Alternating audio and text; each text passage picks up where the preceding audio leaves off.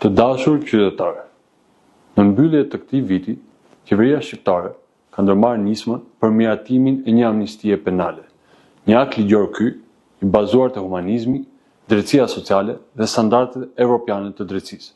Ky lajm i mirë për përfituesit direkt dhe për familjet e tyre është me siguri urimi më i mirë i këtij fundviti. Kjo amnisti që ne do të miratojmë nuk është kurrësi një lëshim politik, por një politikë penale moderne.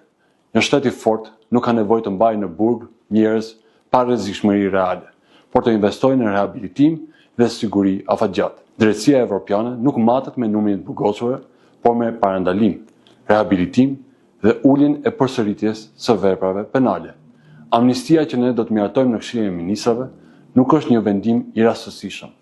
Ajo vjen pas një analize të detajuar të situatës në sistemin e drejtësisë penale në bashkëpunim me organet përgjithëse dhe adreson një shqetësim madhor, përdorimin e lartë të masës paraburgimit dhe nevojën për një qasje më proporcionale dhe më humane. Sot, për fat të keq, në sistemin e burgjeve ndodhen rreth 5.000 persona, nga të cilët një pjesë e konsiderueshme, konkretisht më shumë se gjysma e tyre, janë të paraburgosur. Kjo situatë kërkon ndërhyrje të përgjithshme dhe të menjëhershme, me përputhje me standardet dhe praktikat më të mira evropiane. Paraburgimi i tepruar është një shqetësim persistent në sistemin tonë penitenciar. Shqetësim i ngritur në mënyrë të përsëritur nga Këshilli i Evropës, si dhe nga partnerët tanë evropianë. Bipopullimi në burgje nuk është forcë e shtetit, është dobësi e sistemit. Kjo amnisti e korrigjon në një farë mënyre atë dobësi, teksa ne kemi ende punë përpara për një politikë penale moderne që përgjigjet stadit në cilin Shqipëria është sot dhe nesër si vend antar i Bashkimit Evropian.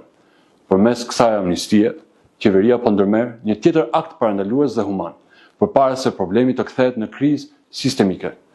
Më konkretisht, nga zbatimi i kësaj amnistie në vlerësimet paraprake të drejtërisë së përgjithshme të burgjeve, rreth 380 persona do të përfitojnë lirim të menjëhershëm dhe rreth 900 të tjerë përfitojnë ulje dënimi, ndërsa numri real i përfituesve është edhe më i lartë, duke përfshirë këtu ata që përfitojnë nga pushimi i ndjekjes penale, si dhe masat alternative.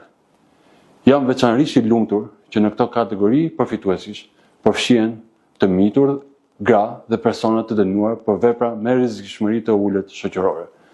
Efekti është konkret dhe i menjëhershëm.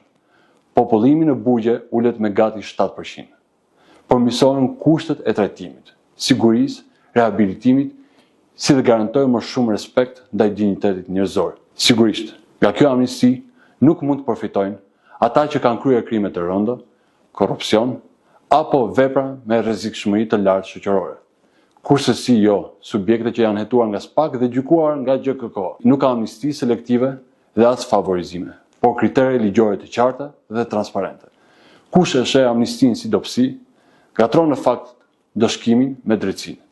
Kjo amnisti nuk është falje e shkeljes së ligjit, por një shans i dytë, i dhënë me përgjegjësi, për ata që mund dhe duhet të rikthehen në shoqëri dhe pranë familjeve të tyre. Ne besojmë fort në një drejtësi të drejtë, jo për statistikë, dhe as në kurizë të pamundurve. Një drejtësi që nuk humbet kurrë humanizmin dhe që në frymë dhe në shpirt udhëhiqet nga standarde të larta të panegociueshme demokratike evropiane. Faleminderit dhe gëzuar festat.